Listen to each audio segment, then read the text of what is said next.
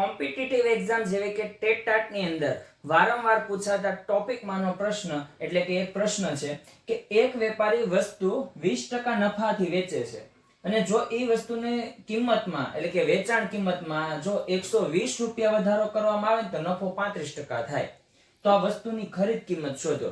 તો હવે આમ વિચારીએ તો દાખલો બહુ લાંબો થઈ જાય. તો કોમ્પિટિટિવ એક્ઝામ ની અંદર આપણે આ લોંગ મેથડ થી આપણે દાખલા ગણવા એ આપણી માટે કેવો છે તો ટાઈમ કન્ઝ્યુમિંગ છે. બરાબર, એટલે આપણે આને શોર્ટ માં ગણીશું. કઈ રીતનું?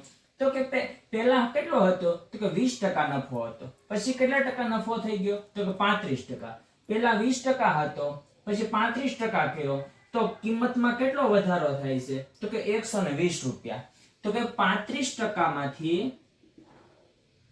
20% હું બાદ કરું તો એનો મતલબ એ કે 15% નો ખાલી વધારો કરું ને હું કિંમતમાં, બરાબર, વેચાણ કિંમતમાં 15% નો તો 120 રૂપિયાનો શું થાય વધારો થાય. તેનો મતલબ એમ કે 15%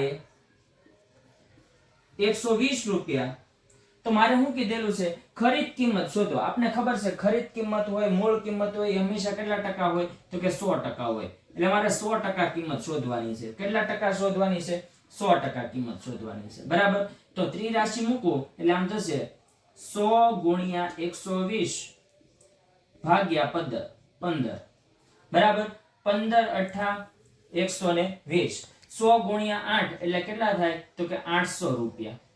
એનો મતલબ શું થયો કે આ વસ્તુ આ વેપારીની જે કિંમત છે વસ્તુની ખરીદ કિંમત કેટલા રૂપિયામાં ખરીદી હશે તો કે 800 રૂપિયામાં વસ્તુ ખરીદી હશે.